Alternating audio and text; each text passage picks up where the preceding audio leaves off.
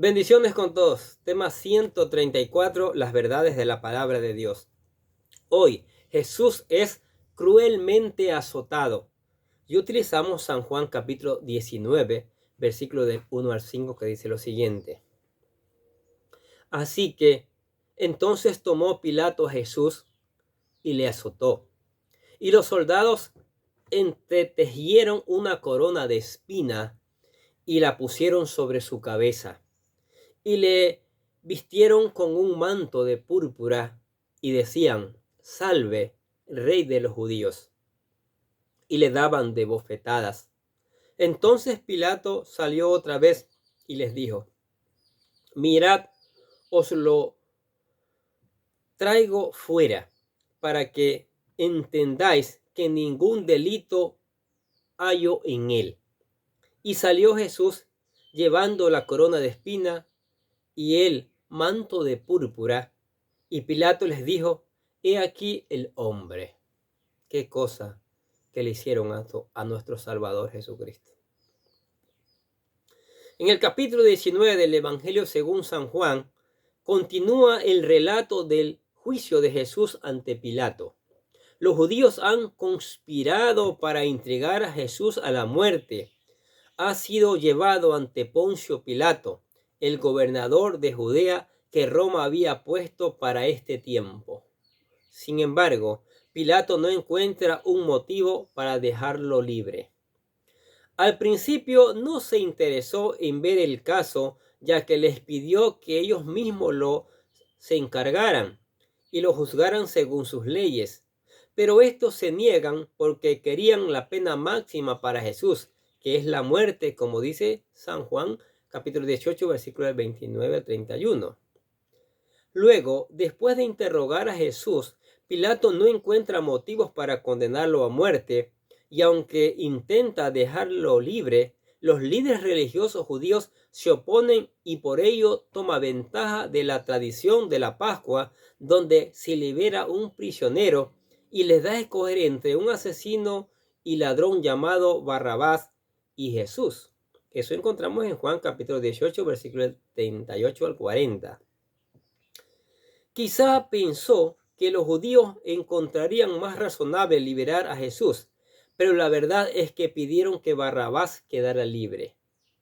Así llegamos hoy a los versículos de este día, donde será entregado a ser azotado y sufrir una gran humillación. Jesús es azotado.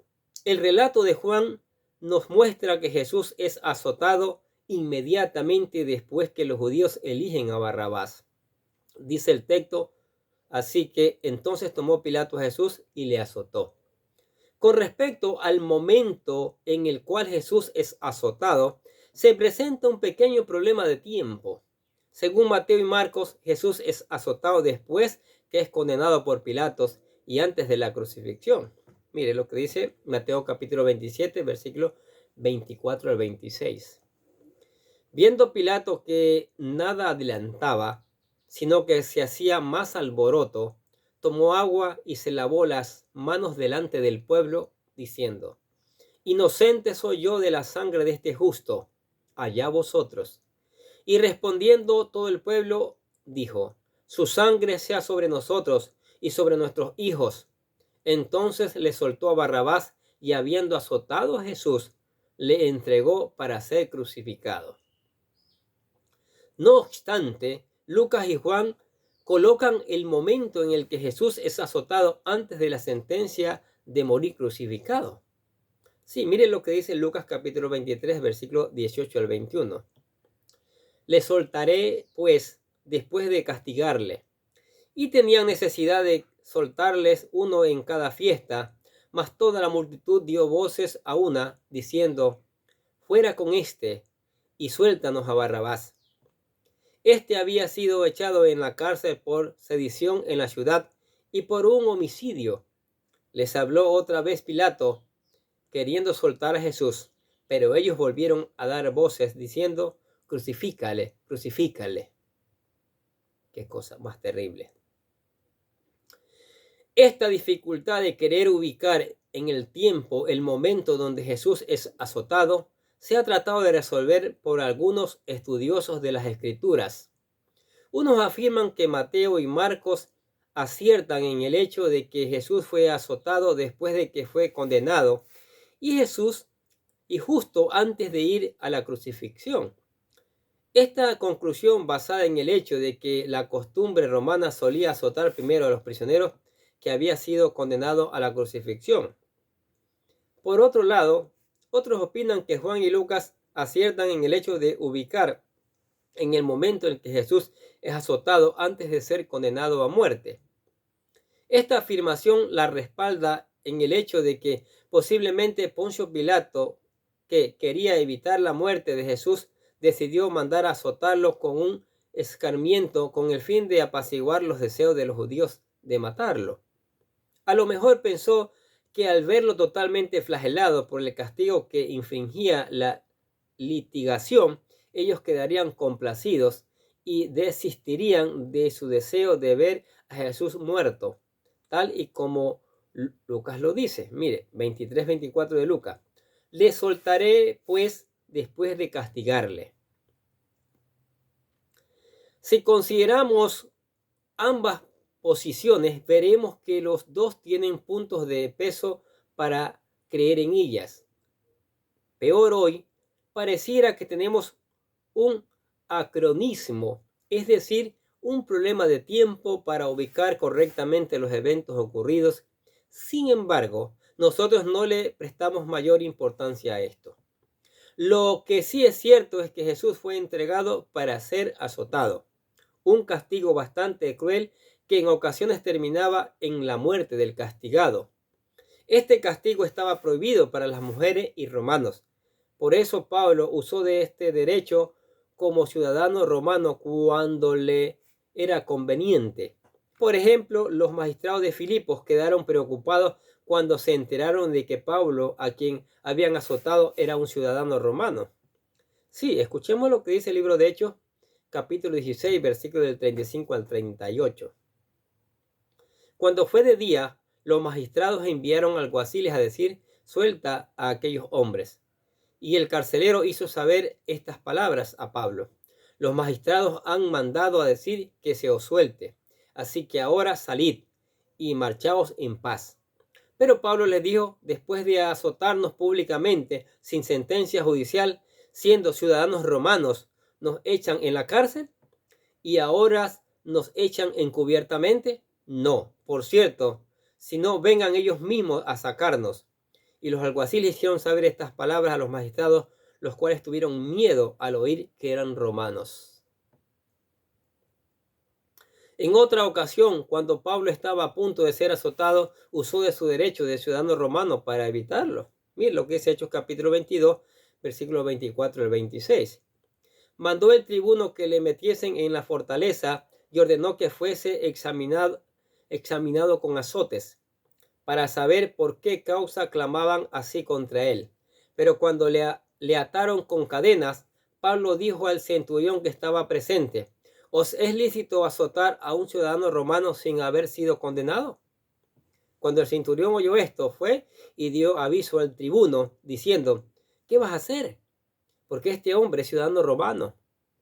Mire, no se podía castigar a las mujeres ni a los romanos. Por tanto, este castigo cruel no era para mujeres y ciudadanos romanos. El castigo era bastante cruel y brutal. El prisionero solía amarrarse de pie en un tronco, de pie desnudo, y las áreas a azotar eran la espalda, las piernas y los glúteos. El instrumento que se utilizaba era un látigo corto que solía terminar entre trenzas, en cuyas trenzas amarraban huesos o bolas de plomo para que solían infligir gran daño al momento de golpear a la víctima.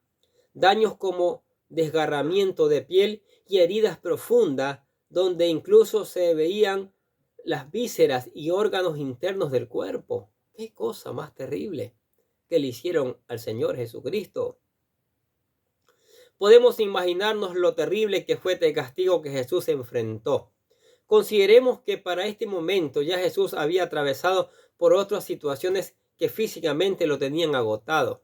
Por ejemplo, el estrés emocional de enfrentar la muerte, su angustia en el Getsemaní, el hecho que sus discípulos lo habían abandonado, no había dormido toda la noche, las abofeteadas y los golpes que los judíos le proporcionaron en casa de Caifás antes de llevarlo a Pilato, el camino recorrido del Getsemaní a casa de Caifás al pretorio, donde Poncio Pilato, luego lo envía a Herodes Antipas, que se encontraba en Jerusalén, pero se niega a juzgarlo y lo manda de regreso a Pilato.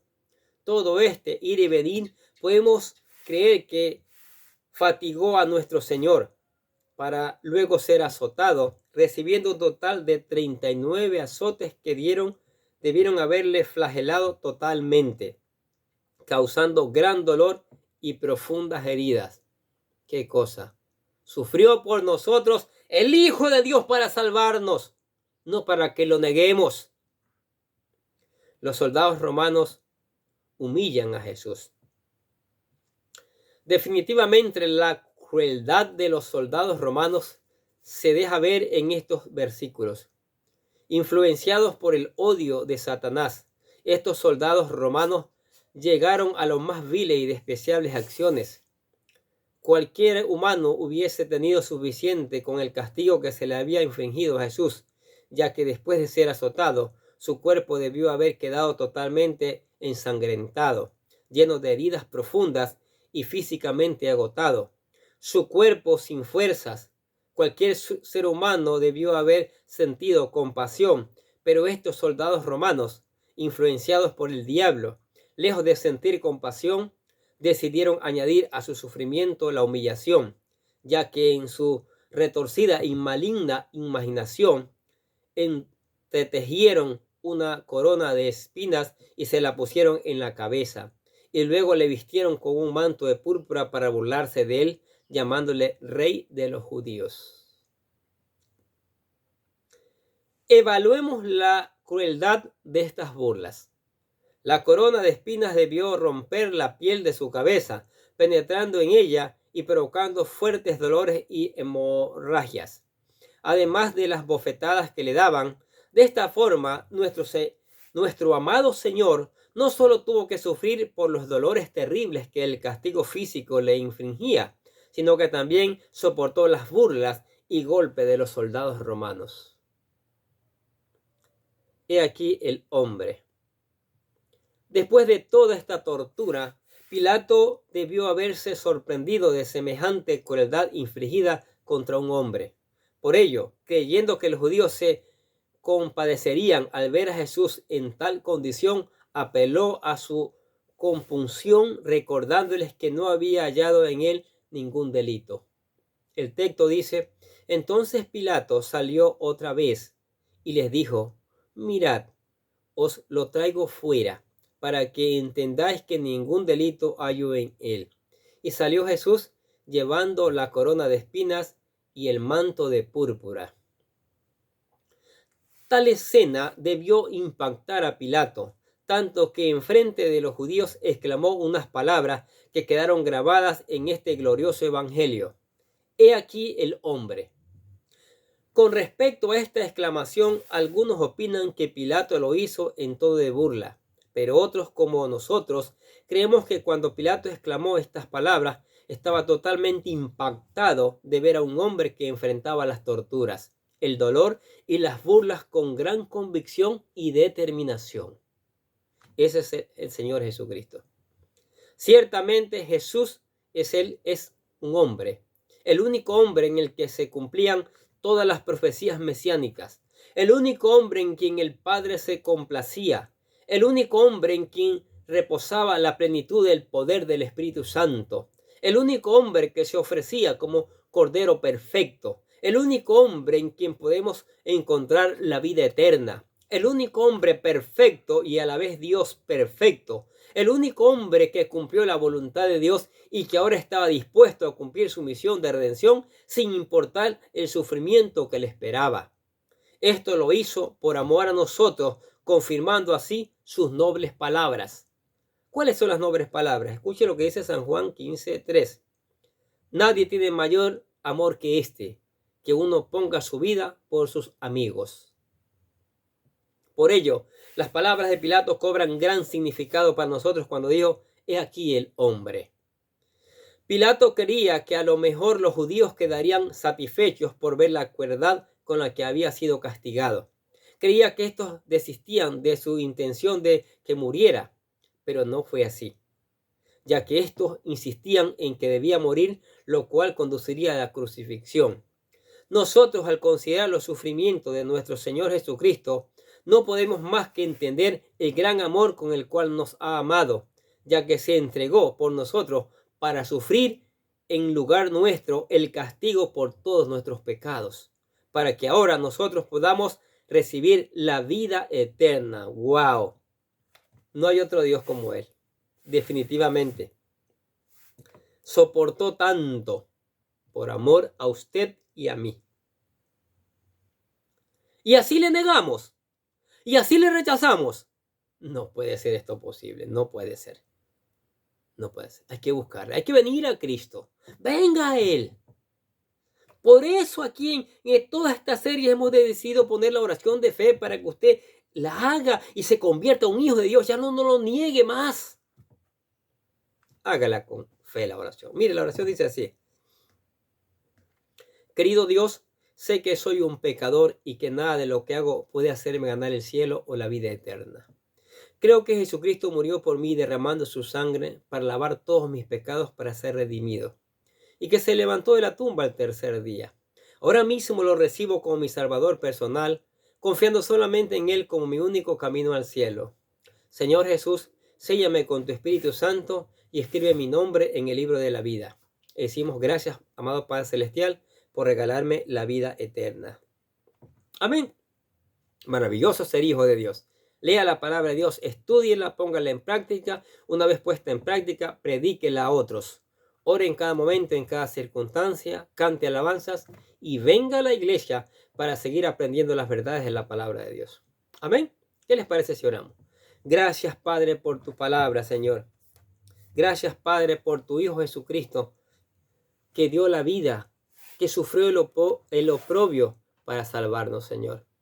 Wow, y eso es maravilloso, Señor. Te alabamos por eso, te damos gracias por eso, Señor. También te damos gracias por tu amor, por tu misericordia y por tus bendiciones que son maravillosas cada día en nuestras vidas, Señor. No podemos quejarnos, Padre.